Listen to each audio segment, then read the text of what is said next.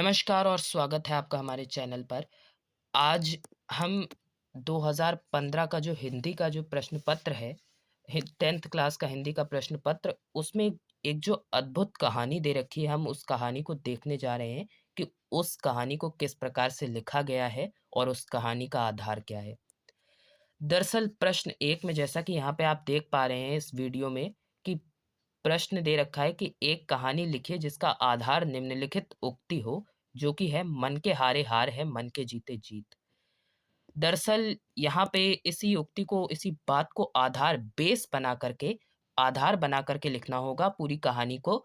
और मन के हारे हार है, मन के जीते जीत, इसका अर्थ ये निकलता है कि जो असफलताएँ कई बार व्यक्ति को मिलती है लक्ष्य प्राप्ति के मार्ग में, उनको किस प्रकार से पार करते हुए व्यक्ति जो है आगे बढ़ने की प्रेरणा ले और आगे बढ़ कर के अपने लक्ष्य की प्राप्ति के लिए दृढ़ विश्वास को सुदृढ़ बनाए रखे।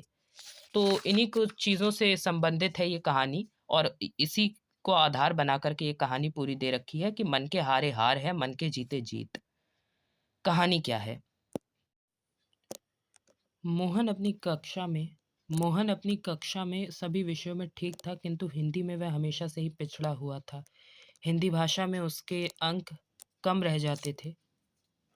हिंदी भाषा में उसके अंक सबसे कम रहते थे, इसी कारण वह कक्षा में प्रथम नहीं आ पाता था। परीक्षा परिणाम आने के बाद सब उससे यही कहते थे कि यदि हिंदी में भी तेरे अच्छे अंक आ जाएँ, तो तू कक्षा में प्रथम आ जाएगा। सहपाठी भी उसका मज़ाक बनाने लगे थे, जिससे वह बहुत निराश हो गया था। कुछ दिनों बाद वह इस बार की वार्षिक परीक्षा में भी हिंदी विषय में कम अंक आने के कारण प्रथम नहीं आ सका। अब मोहन ने मन ही मन ये स्वीकार कर लिया था कि वह हिंदी नहीं सीख सकता।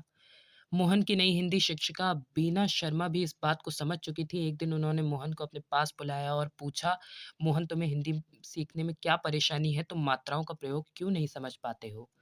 "मैम, मैंने हिंदी सीखने की बहुत कोशिश की, पर मैं नहीं सीख पाया।" कहते-कहते मोहन की आँखों में आँसू आ गए। शिक्षिका उसकी ओर देख कर के बोली कि, "तुम सीख सकते हो मोहन, दुनिया में ऐसा कोई काम नहीं है जो नहीं किया जा सकता। हिंदी सीखना भी असंभव नहीं है।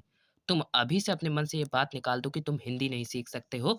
मोहन केवल उन्हें देख ही रहा था कि शिक्षिका तभी अचानक बोली। अपनी बात को आगे बढ़ाते हुए उन्होंने कहा, "तुम्हें पता है कि तुम्हारे ठीक तरह से हिंदी ना सीख पाने का कारण क्या है? किसी भी भाषा को समझने के लिए हमें उसे ध्यानपूर्वक सुनना पड़ता है और शिक्षक जिस प्रकार उच्चारण करते हैं वैसा ही उच्चारण करने का अभ्यास करना चाहिए। दूसरी बात, जब हम पढ़ें तो पुस्तक में शब्दों और मात्राओं को ध्यानपूर्वक देखना चाहिए और उनका प्रयोग समझना चाहिए। और जब लिखें तो ध्यानपूर्वक लिखो और फिर उसे पढ़ो ताकि यह जान सको कि वह मात्राएँ सही हैं या नहीं। तुम आज ही से इस प्रकार कार्य को आरंभ कर दो और मुझे पूरा विश्वास है कि तुम बहुत जल्द ही मात्राओं का सही प्रयोग सीख जाओगे।" शिक्षिका के मार्गदर्शन से मन से हारे हुए मोहन में आत्मविश्वास जाग उठा। कुछ समय बाद जब परीक्षा हुई तो मोहन को हिंदी में सबसे अधिक अंक मिले। अतः सच ही कहा गया है कि मन के हारे हार है और मन के जीते जीत। इस प्रकार ये कहानी समाप्त होती है।